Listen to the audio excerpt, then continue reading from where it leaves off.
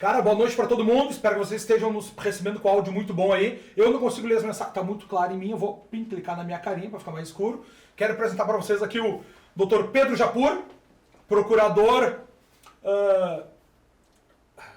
federal. Da República, perdão, cara. Como é que é uma coisa dessa de cara já?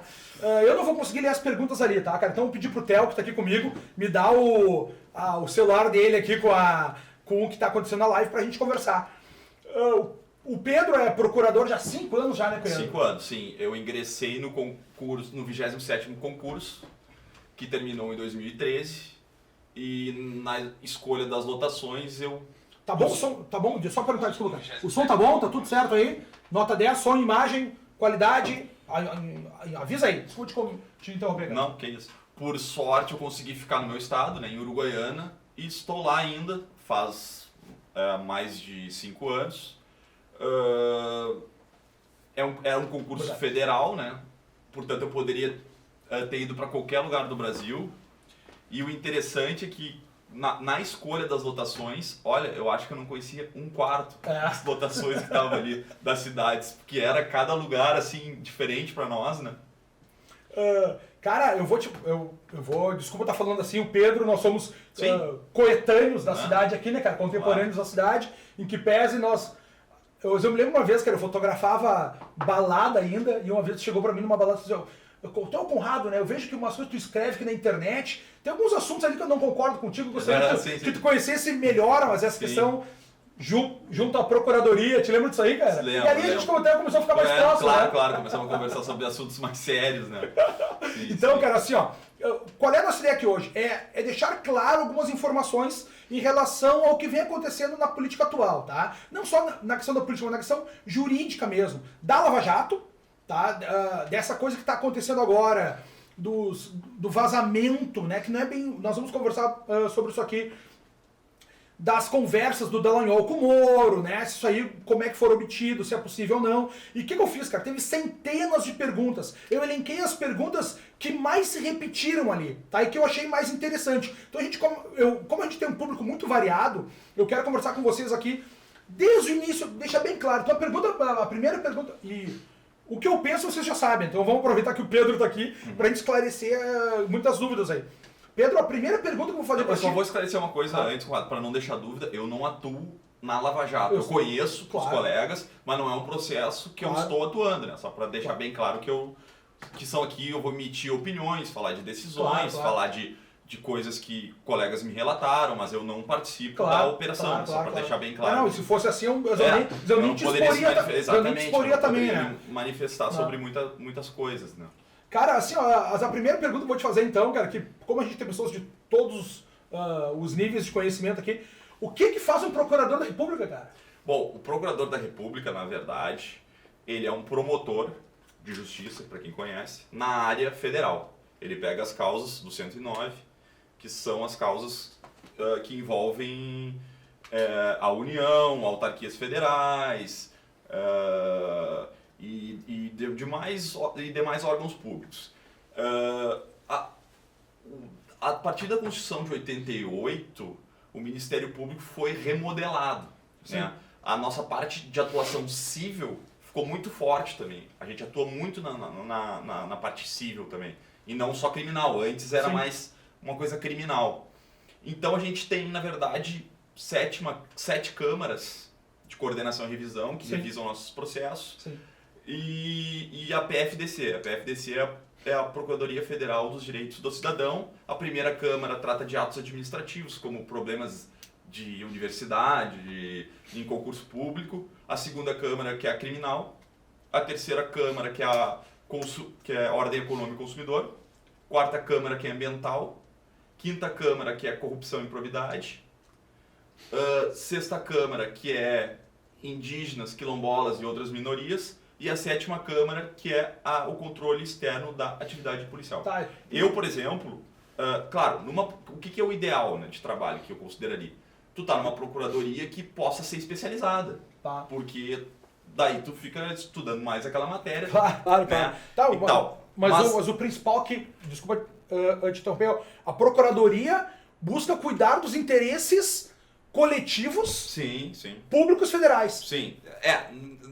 coletivos mais do cidadão, não tanto dos órgãos públicos. Claro. Os órgãos públicos, quem faz a defesa deles é, no caso, a AGU, enfim. Mas a advocacia geral. O meu ofício lá em Uruguaiana, para teres uma ideia, são 2 ofícios. Tem eu e o colega Márcio lá. É por sorteio, porque a gente chama de clínico geral, né? São ofícios universais. Pode cair qualquer coisa. Para mim, cai ambiental, às vezes um problema quilombola, muitas coisas mesmo. Problemas agrários, problemas de ferrovia. Sim. E esses tempos até foi engraçado, um caso que, né, chegou uma pessoa lá que entrou na procuradoria com uma mochila, um papo estranho, que tinha dito que a Polícia Federal tinha implantado um chip na cabeça dele. Tem essas pessoas também. Tem. Tu sabe que essa semana ainda eu li o Professor e o Louco, que conta a história do dicionário Oxford, e nessa narrativa também o cara tem um sério problema de esquizofrenia de uma perseguição. Mas que bom, cara, senão que eu peguei um cara apropriado pra gente discutir hoje aqui. Pedro, uma pergunta que eu vou te fazer, assim, cara, logo de cara, que as pessoas também têm uma dúvida constante, por que existe uma operação Lava Jato e o que ela é diferente de um processo criminal comum? Bom, Conrado, essa é uma pergunta que tem várias nuances, né? Vamos começar pelo Doleiro e o CEF, que era um caso pequeno. Até isso o Dallagnol me relatou que eles não estavam dando muita importância. Porque foi muito engraçado. Vocês sabem como é que começou a Operação Lava Jato, né? Os caras pegaram um doleiro no aeroporto, acharam dinheiro com uma mulher, nem era dólar, dinheiro, era 30 mil. Eles já tinham alguns processos por isso.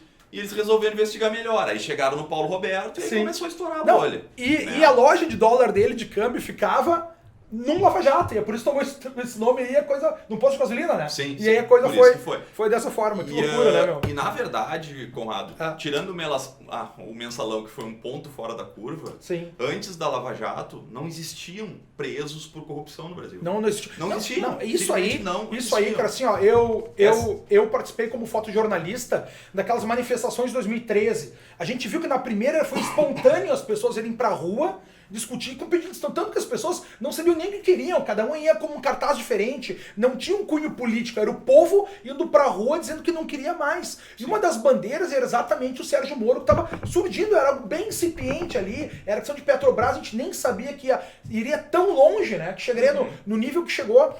E certamente, cara, o Brasil, isso aí faz exatamente, foi no final de maio e durou até hoje é 18, foi até hoje que teve as 3 primeiras grandes mobilizações. Depois tomou um cunho partidário, né? Entrou a esquerda. Mas não interessa, isso aí tem partidos que não é o nosso assunto aqui. Nosso assunto aqui é questão jurídica mesmo. E o Brasil mudou, né, cara, nesses anos aí. Mudou.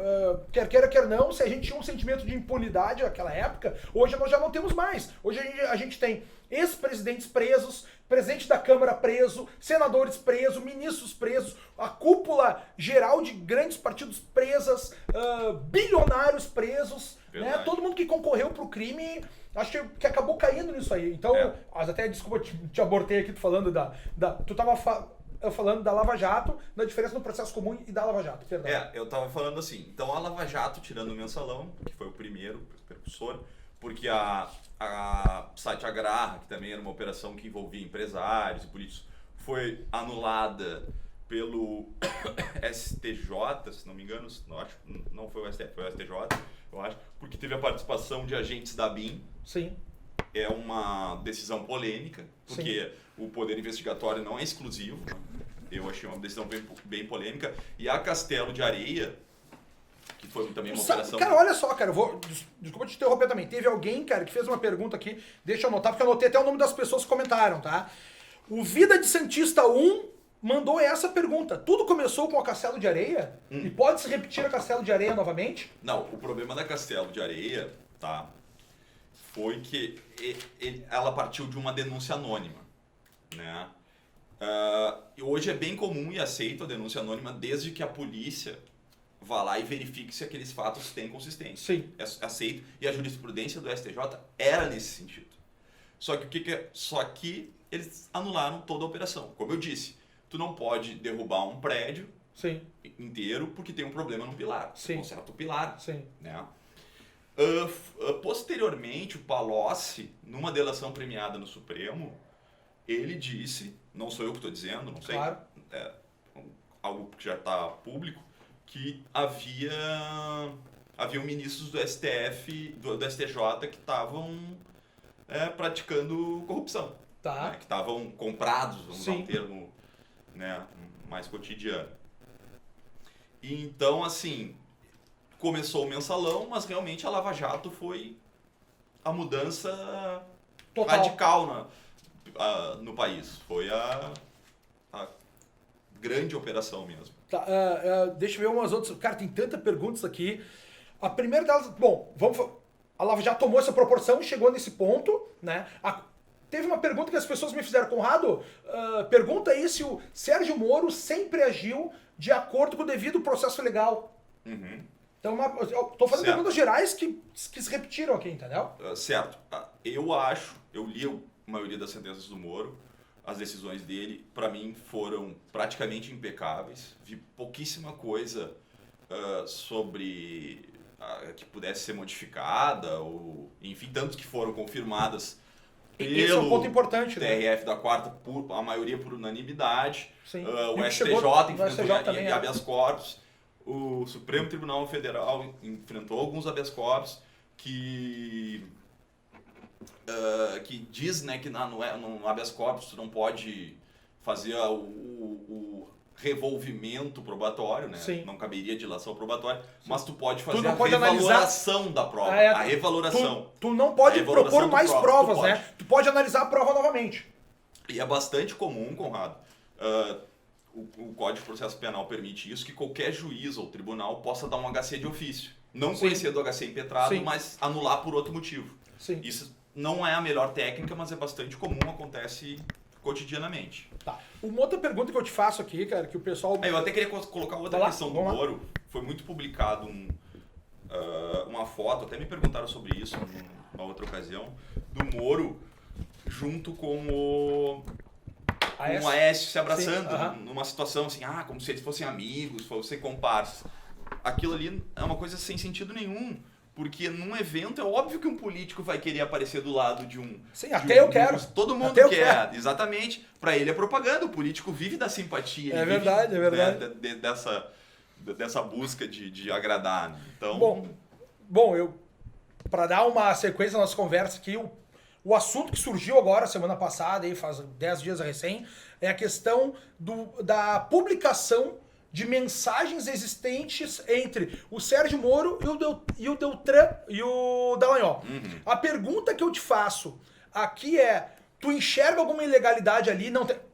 Vamos por passo. Primeira Sim. coisa o que aconteceu ali? Existe uma ilegalidade? Não existe? É comum acontecer aquele tipo de coisa? Como é que a coisa funciona? Depois nós vamos questionar a questão se isso é uma prova válida, como é que ela pode ser utilizada e quais são as consequências disso. Então, minha primeira pergunta para ti é Certo. isso, entendeu? Tá, vamos começar então.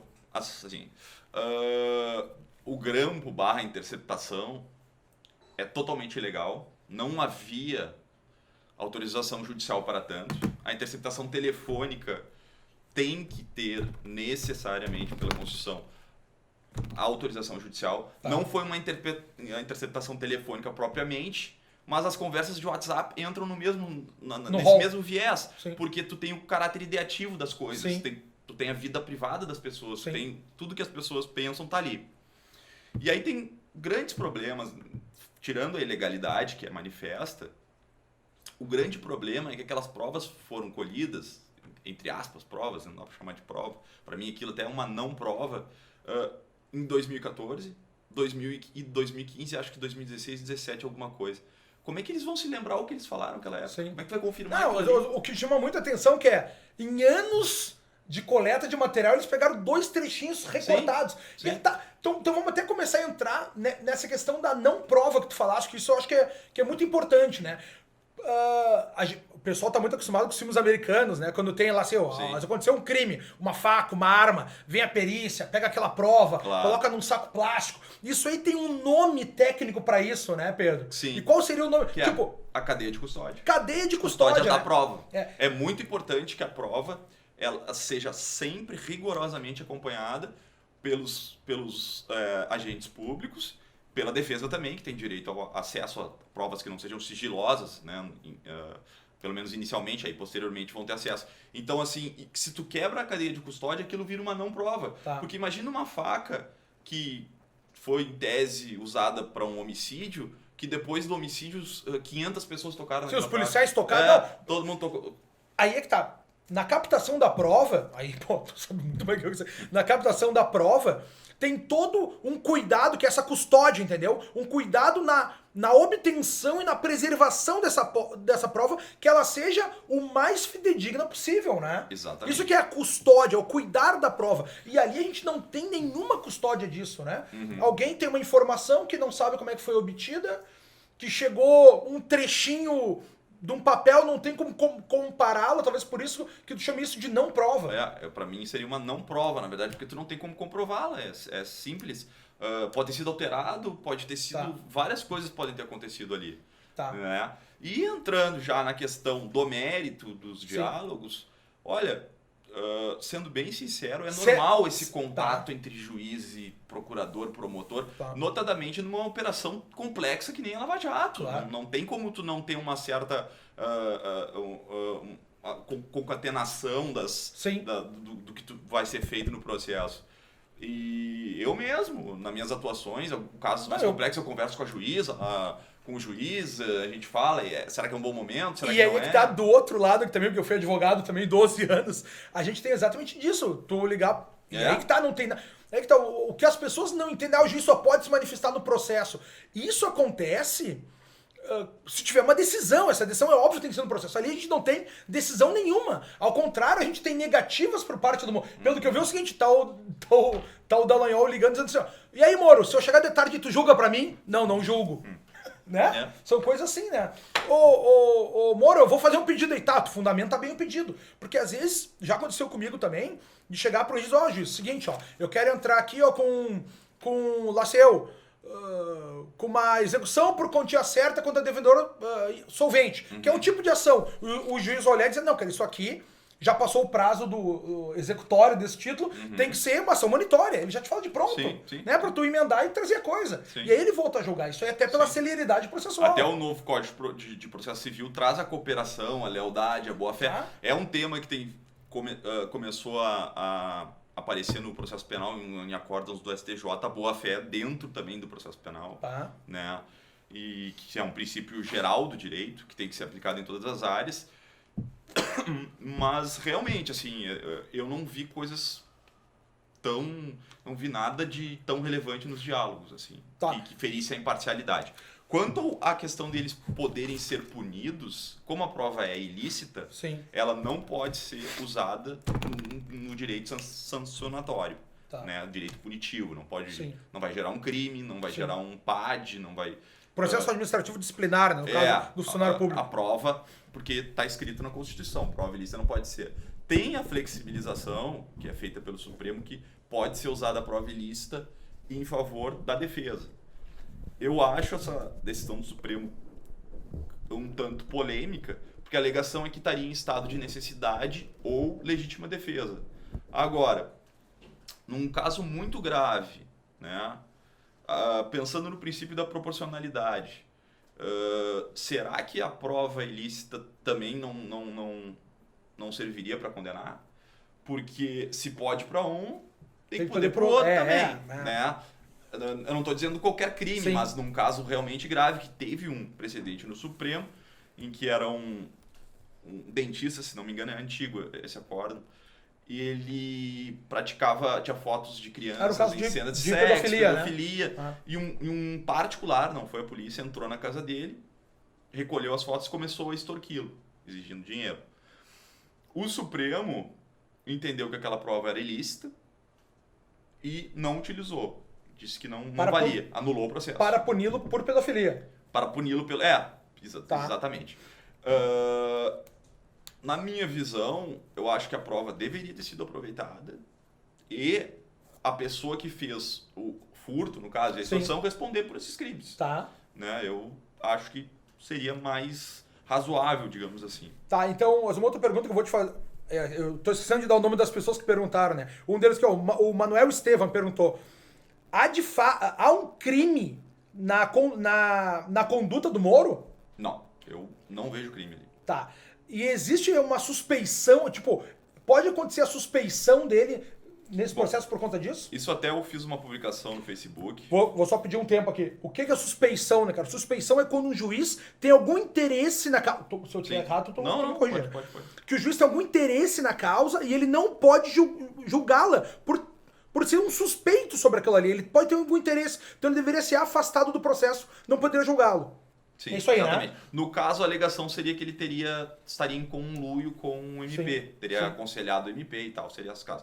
Só que assim, primeiro temos que pensar no vício da suspeição. É um vício endoprocessual. O que eu estou querendo dizer com isso? Ele é um vício dentro daquele processo. É verdade. Ninguém é suspeito para tudo. Para toda operação Para toda Lava Jato. operação. Tá. Então que apontem quais os casos que o Moro é suspeito. Sim. Sabe? Não que pode você ser deveria analisar se ele fosse suspeito ou não, né? Exatamente. Não é geral não acabar é com a geral Lava Jato. acabar com a Lava Jato. Então, assim, se querem alegar isso, tem que respeitar a técnica também e demonstrar quais os processos que ele é suspeito. Porque uma coisa que me deixa chocado também, cara, agora um comentário jurídico, não é nem um viés político, né?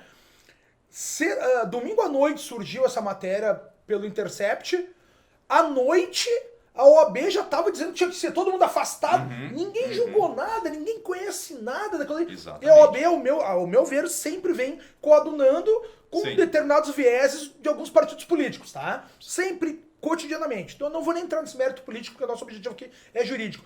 Mas o pessoal já sai julgando de pronto, sem nem conhecer as coisas, sabe? Então... eu choca, achei infeliz aquela recomendação da OAB. Acho que os fatos eram muito incipientes ainda, não tinha ninguém comprovação sabe. nenhuma. Não ninguém sabia de temos, nada e já né? estão recomendando que o Moro saia, que não sei o quê.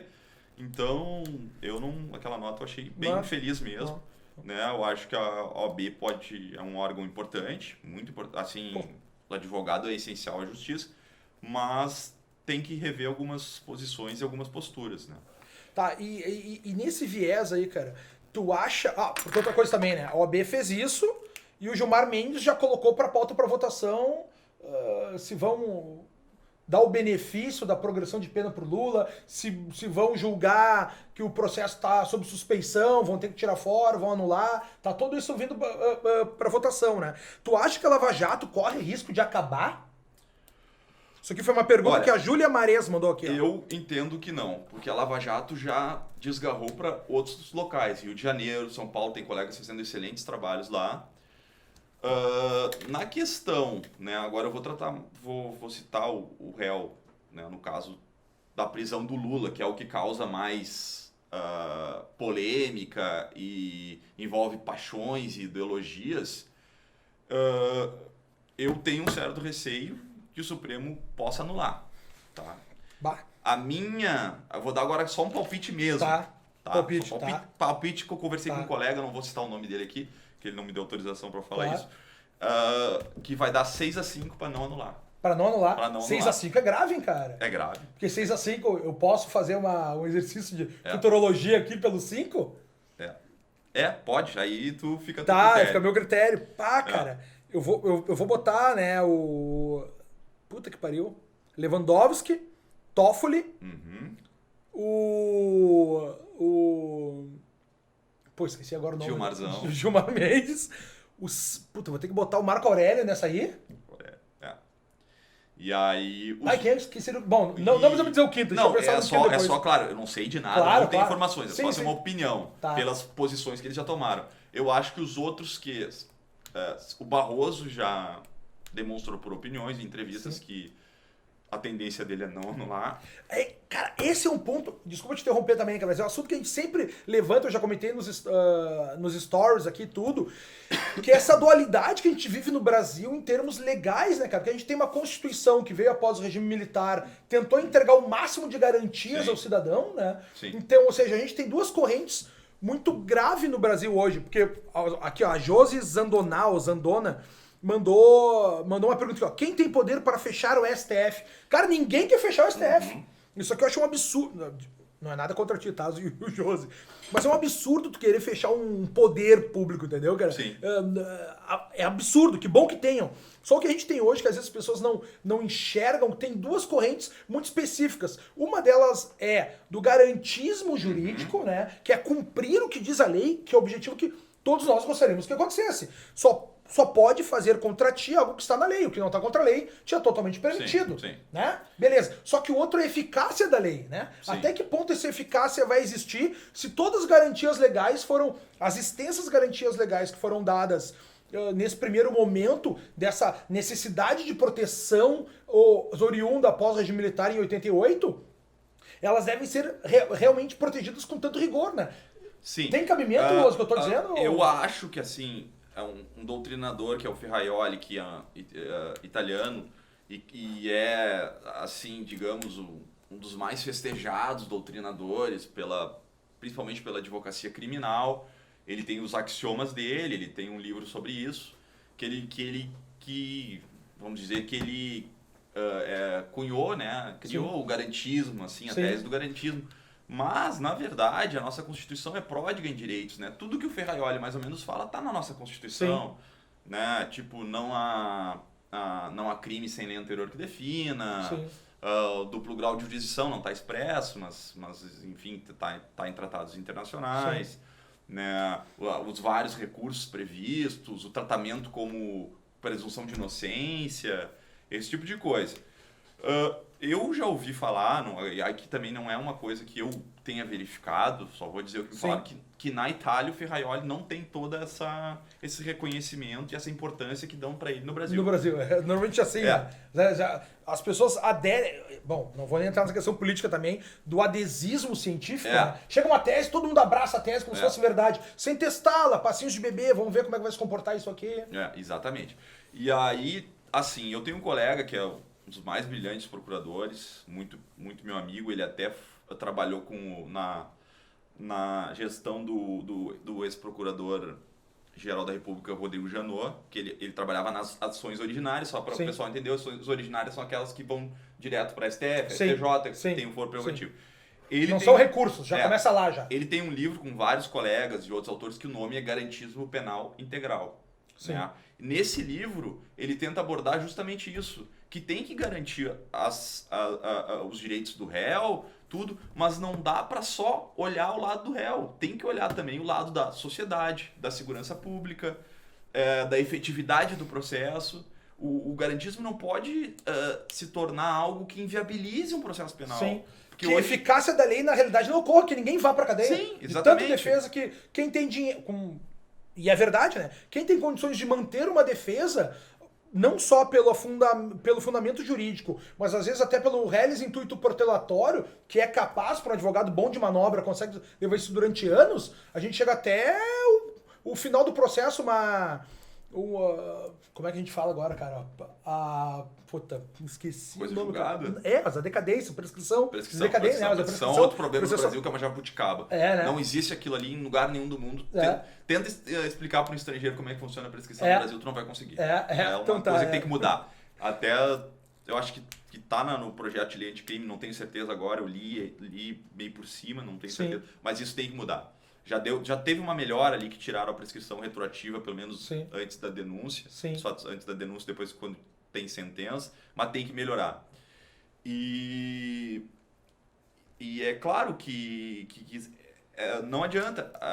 O processo ele tem que ser efetivo, não dá para inviabilizar a punição, né? E dar essa elasticidade toda a nulidades que não... Cara, tu sabe que eu tô vendo aqui e tem muita gente querendo fechar o STF, como é que a gente tira o Gilmar Mendes? Daí eu me lembrei que alguém perguntou, Carlinha Cavalcante perguntou, temos como tirar o Gilmar? Cara, isso aqui é uma pergunta óbvia, se a lei permite ou não permite, como é que seja esse processo? A lei permite.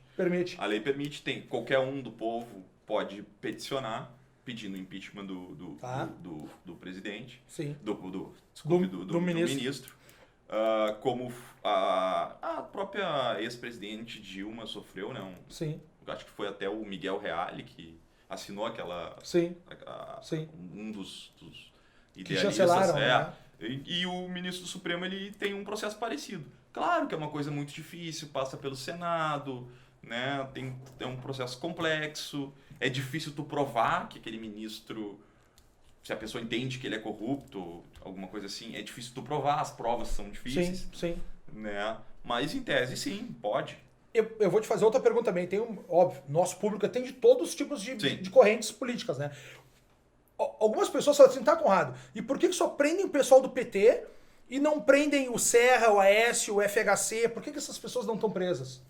Olha, o FHC ele pegou um momento em que, eu não sei, na verdade eu estava ainda na faculdade, né? Sim. Quando ele terminou. Sim. Eu não sei, mas ele pegou um momento em que ainda essas coisas não estavam sendo desvendadas, Sim, né? por gentileza. E o Aécio, se não me engano, ele se beneficiou de uma decisão do Supremo, que ele tinha sido, aliás, o Delcídio foi preso, né? Mas o Aécio, ele se não me engano, ele se beneficiou de uma decisão do Supremo que disse que a prisão teria que passar pelo Legislativo, tinha que ser autorizada pela Casa, né? Que não podia ter uma cautelar contra o parlamentar.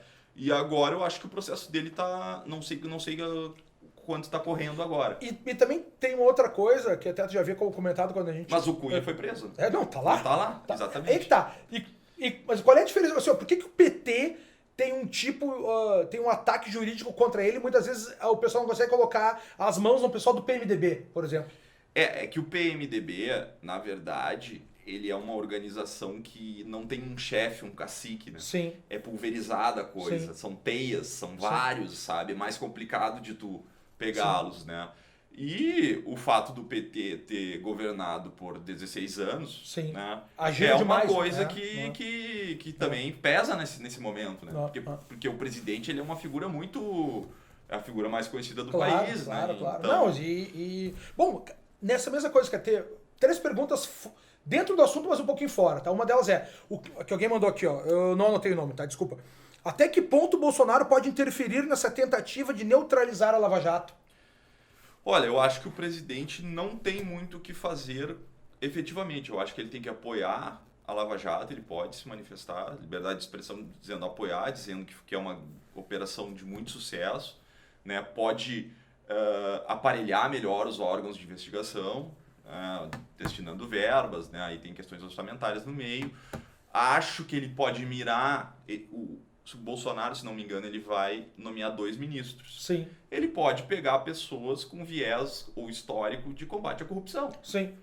É normal, como um presidente mais à esquerda vai nomear alguém com viés mais à esquerda. Isso é... Tem alguma regra de entrada legal pro STF ou é uma escolha livre do presidente? É livre, mas tem a sabatina do Senado, né? Tem a sabatina do e Senado. É meio pro forma até hoje. Sim. Se não me engano, nunca ninguém foi recusado, né? Tá, dentro dessa questão, cara, a Maria do Carmo 8473 aqui perguntou, eles podem prender o Moro por conta disso? Não, porque a prova é ilícita, não tem como prender o Moro. Tá. Não tem como. Tá, e outra pergunta que chegou aqui, que é pelo outro lado, eles podem prender o Greenwald? Ele cometeu um crime, o Greenwald? Sim, me parece que sim. Eu só não verifiquei muito bem de onde ele cometeu esse crime. Porque alguém perguntou aqui se ele pode ser deportado por conta disso. Seria extraditado, no caso. Extraditado, perdão, mas escreveram deportado. Botar a culpa nos outros. Não sei, mas em tese sim. Em tese sim. Foi a Lê Pascoal que perguntou se alguém cometeu algum crime, pode ser deportado. Em tese sim, porque nesses processos que envolvem outro país tem que ter a dupla tipicidade, né? Tem que ser crime aqui e lá. Tá. Eu não sei se esse tipo de divulgação provavelmente no direito comparado. Mas eu diria que sim, assim, que ele cometeu crime. Tá. E existe como... Eu sei que agora é uma pergunta até meio boba, né? Mas tem que fazer. Existe como comprovar a veracidade dessas conversas do Dallagnol com o Moro? Teria como fazer isso? Olha, só se eles confessassem as conversas, Sim. Mas mesmo assim, eles não têm como saber os detalhes do que eles falaram naquela época. Imagina, 2014, que tu te lembra do que tu falaste em 2014 com alguém no WhatsApp? Não. Sabe? Se eu acrescentar alguma coisa ali, tu não vai ter como. É a pior coisa que tem, né, cara? Até porque eles apagaram essas mensagens, não estão mais lá, né? Então, pior ainda. Assim. Cara, e dentro disso aqui tem uma outra pergunta que é do Mar... Cara, eu fico impressionante, cara. Muito obrigado pela qualidade das perguntas. Aqui, ó. O Max Palovski mandou a seguinte pergunta. Qual a visão da PGR sobre a postura dos tribunais superiores? Olha, eu vejo na rede... Pergunta grave, cara. Assim, eu vejo muitos colegas insatisfeitos com as decisões dos tribunais superiores, né? Notadamente quando envolve processos penais de figuras importantes, Sim. muito insatisfeitos, interpretações que que desvalorizam crimes como licitação, Sim. fraude à licitação, interpretações que não valorizam crimes como corrupção, Sim. lavagem de dinheiro. Sim. É super difícil conseguir uma condenação por lavagem de dinheiro. E é Sim. um crime muito grave. Claro. Envolve um tráfico anterior, envolve uma corrupção, um desvio de dinheiro. Não, mas é a mesma coisa, até a própria ocultação de patrimônio, né, cara? O crime, como é que vai provar algo que o crime realmente o cara tem escondido, né? Exatamente. E isso é um problema maior até, porque o vetusto Código Penal, né? Vetusto? Ele é um Legal código... Isso eu não sabia, vou procurar no dicionário. Ele é um código liberal, que na verdade, ele é um código de defesa da vida e patrimônio. Sim, só. Tanto que o primeiro Pode ver. crime O homicídio, da parte que é o é crime- homicídio, Sim, lesão corporal e depois já chega no furto, né? claro. E a partir disso, onde é que eu quero chegar? Todo mundo que pensa em direito penal, qual é o primeiro crime que tu pensa? Homicídio, Sim. vamos lá, furto, roubo, E acabou. estupro. Não, o estupro é 213, né? Tipo, estupro. 121 tem Esses mais... são os crimes clássicos. Esses crimes, tu tem uma prova normalmente direta, tu tem materialidade, tu tem, às vezes, fotos, Sim. tem um motivo, Sim. tem muitas Tem o coisas. corpo de delito. Agora, esses crimes, vou chamar assim, feitos a quatro paredes, Sim, as provas são necessariamente ou quase sempre indiretas. sim. Embora tenha tido, né, um parlamento, alguém que foi pego com uma mala de dinheiro entregando. Pá. Né? Mas Você é correndo. muito difícil, né? Tá. E na verdade não há hierarquia entre as provas. O fato da prova ser indireta, ela não é menos que uma prova direta. E eu uso um exemplo que eu até peguei do livro do Dallagnol, eu não me lembro muito bem o exemplo em cima, serve aqui para só para ilustrar, né? O que tu considerarias mais robusto, tá? Um contumaz mentiroso que disse que viu fulano matando Beltrano, Tá. contumaz mentiroso, ou que é uma prova direta, porque Sim. ele disse que viu, ou a pessoa viaja, Tá. deixa seu gatinho em casa, com um vaso em cima da mesa, Tá. quando ela volta não tem nenhum indício de arrombamento, a porta tá Sim. normal, tá tudo Sim. normal, tá o vaso quebrado e as marcas das patinhas dele ali Do gato. do gato. Tá. Né? É uma prova indireta. Sim. Qual que teria seria mais robusto? Né? Então, verdade, não existe verdade. essa hierarquia entre as provas. Sim. Cara, tem mais uma pergunta aqui que o André Paiva fez, ó. O Moro conversava com a defesa também? Nunca saberemos, né, cara? Não, mas me parece que sim. Né? Parece Porque... que sim. Bom, Não, mas a partir das informações contidas nesse vazamento, vamos chamar assim, né? Por que tá, cara? Agora falando um pouco de política, né? O que aconteceu ali é um crime de roubo de propriedade de informações particulares, e aquilo ali não tem nada de jornalismo, ao meu ver. Pra mim é propaganda contra o governo, né, cara? Claro. Né? E em favor da libertação de uma pessoa. No caso, o Lula aí... Cara, alguém pergunta aqui pra mim, cara, por que o Lula não tá numa penitenciária comum? A Nina Martinelli perguntou. Mas isso aqui não, o Lula não tem que estar... Pra mim, o Lula tá certo, né? Tem um as chefe questões Estado. de saúde também dele, né? Prerrogativas, Outra coisa, cara, o Lula pode ser beneficiado pela progressão de pena? Em setembro eu acho que ele consegue. Ele fecha o tempo necessário. Sim. Mas, né, que seria um sexto, se não me engano agora, lembrando. Mas tem um problema. Ele, nos crimes contra a administração pública, é condicionado ao ressarcimento integral do dano. Eu não sei quanto está o dano calculado. Eu confesso que eu não sei. Talvez seja um sítio em Atibaia e um triplex. Pode ser. Alguma coisa nesses valores. Se ele não pagar isso aí, devolver isso aí, ele não vai poder progredir de regime. Cara, isso é uma coisa triste, né, cara? Eu vi que hoje a Odebrecht pediu o processo falimentar, né? Ela abriu o seu processo falimentar. 95 bilhões, cara. 95 bilhões. E aí tu pergunta quem são os maiores credores da Odebrecht? Sim. BNDES, Banco Público, Banco do Brasil e Caixa. Ou seja, o teu dinheiro, o meu dinheiro, o dinheiro de todo mundo que financiou. Chega a doer, né, cara? O Brasil não é para amadores mesmo. Não é para amadores, é isso aí. O Nelson Rodrigues dizia, né, cara? Moro conversava com o o que podemos... Cara, o que podemos fazer... Isso aqui uma galera perguntou. O nome que eu anotei aqui foi da Lara Pertini, mas tem várias perguntas assim. O que podemos fazer para ajudar a Lava Jato? Bom, aí eu vou entrar na questão assim, né? A atividade jurídica ela é eminentemente técnica, claro, né? A gente tem que aplicar a lei ao caso concreto, basicamente. Mas quando envolve situações muito polêmicas, notadamente com princípios abertos, ou para definir o que é uma nulidade, que gerou prejuízo, não gerou. Eu acho que a participação popular, nesses casos, ela é importante através de manifestações, através de publicação de textos, pessoas que escrevem bem, não precisa ser necessariamente formado em direito, mas que saiba os assuntos, esteja por dentro. Eu acho isso que é importante a participação popular, tanto que aquela vez que queriam tirar o direito do MP de investigar, as pessoas foram às ruas Sim. e mantiveram e extirparam a PEC, né? Sim. E então eu acho que o apoio popular é importante, sim, nesses casos. Mas a atividade é técnica, realmente, ou pelo menos deveria ser técnica, né? Tem umas perguntas que dizem assim, ó, o que podemos fazer para impedir o Lula de ser solto? Da Karina Dias mandou, cara, eu vou dizer uma coisa bem séria. Cara, eu não quero impedir que o Lula seja solto, eu, Conrado. Pra mim, o cara cumpriu a pena, foi estabelecida, cumpriu, tem um benefício, vai pra casa. O Sim. que eu sou contra são as manobras. Sim. Eu, Conrado. Tá? Então, isso aqui eu não sei nem se tu quer responder isso aqui, porque pra mim não precisa. Olha, o que eu só respondo que vai ser difícil, porque ele tem mais alguns processos contra ele e não sei se ele vai conseguir se safar. Cara, tem mais uma pergunta que é do Sérgio Max aqui, ó. Estão acabando minhas perguntas, tá? O STF pode desfazer alguma condenação com base nessas conversas?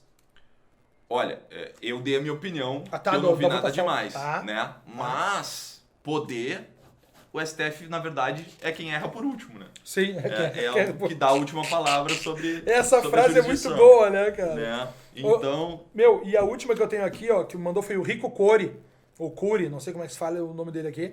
O fato do TRF4 e o STJ terem referendado as decisões do Moro já não culpam cabalmente o Lula? Eu diria que sim. Foram...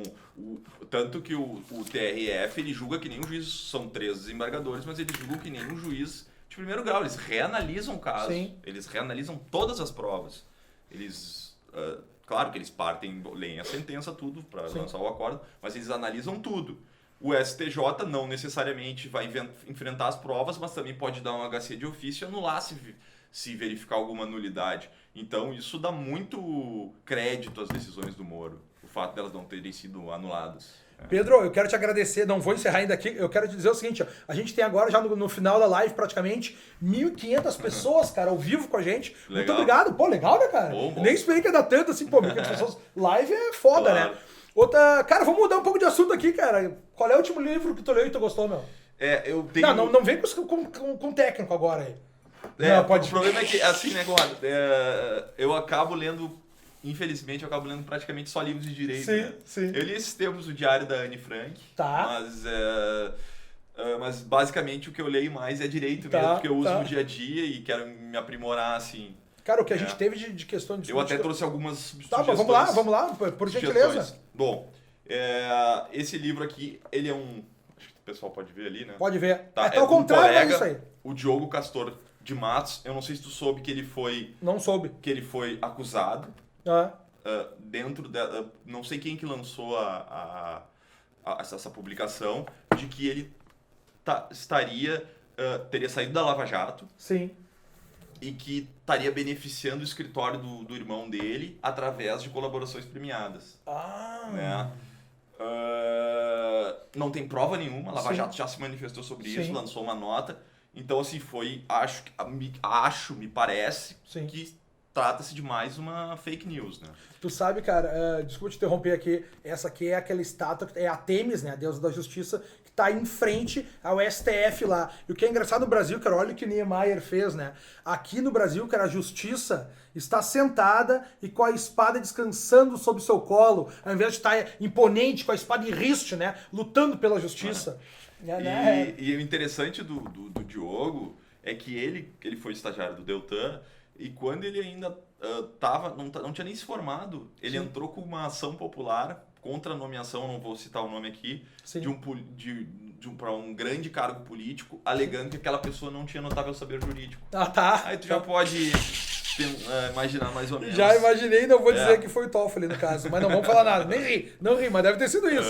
Tô supondo aqui. Outra coisa, cara, que livro é esse aí, cara? Bom, esse livro é de um procurador de justiça, tá?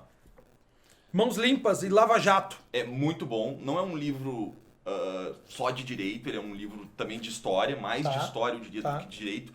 que mostra como a Lava Jato é parecida com a Operação Mãos Limpas. Tanto nas táticas da defesa, nas táticas de tentar minar a operação.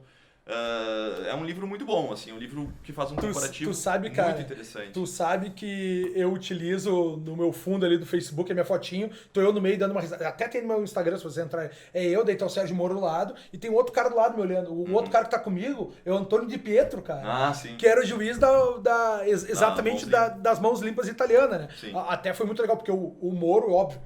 Cara, que daí foi o seguinte, ó, o Moro mandou prender o Lula na sexta, eles não prenderam no sábado, prenderam no domingo, segunda ele tava aqui em Porto Alegre e eu ia fotografá-lo. Sim. E o Moro tá lá no bunker dele, sozinho num canto, eu cheguei, ó, meu nome é Fernando Conrado, é uma honra estar aqui com o senhor, fotografá-lo. E ele, não, ok, tá, e fui pro meu cantinho, né, cara? Quando veio, chega o Di Pietro. E o Di Pietro olha pra mim assim, Conrado! Cara, na noite anterior, eu tava numa janta, que eu fui fotografar também, tava lá conversando e tinha um italianão lá, que chegou primeiro, que nem eu, chegou primeiro, o cara chegou primeiro. Ficamos conversando, italiano, tal. E depois que eu vim saber que ele era o Antônio Di Pietro, então a gente tinha até um vínculo, depois contei que era advogado e tal. E quando ele chegou, ele falou, Conrado! Não, daí ele falou pro Moro assim, Moro, esse cara aqui foi advogado, 12 anos, fala italiano, vou chamar ele pra ser nosso intérprete aqui. E eu fiquei fazendo meio de câmbio entre eles, cara. Sim, legal. E aí, essa cena, essa história daquela foto ali. E a última indicação seria o livro do muito Deltan, legal essa história, né? O Pedro gostou muito. A luta contra a corrupção, ele fala da carreira dele, de como a Lava Jato iniciou, sugere algumas medidas para enfrentar... Luta contra a corrupção, Deltan Dallagnol. É um livro muito bom também. Não é um livro só de direito, né? Um livro que pode ser lido por quem não é do direito também. Excelente. Cara, essas narrativas jornalísticas, jurídicas são legais, né? São cara? legais. Isso aqui é um tipo de vício, né? O cara começa a ler e não para, Exatamente. né? Tem autores que se consagraram nisso aí, né, cara? E nesse livro do Diogo, ele tem várias propostas e ele faz várias críticas ao foro por prerrogativa de função, né? Sim.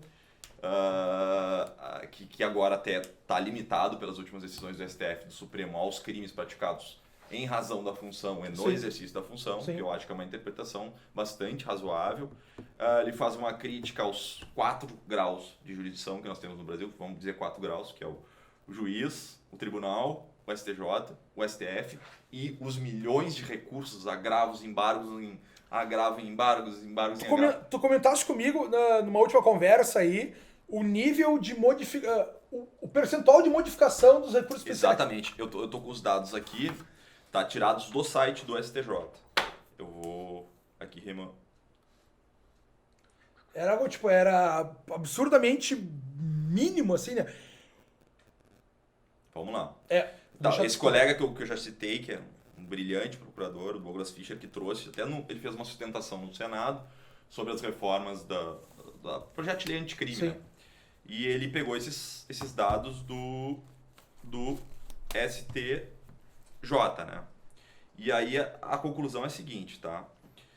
Em recursos especiais, né, o STJ absolveu 0,62%.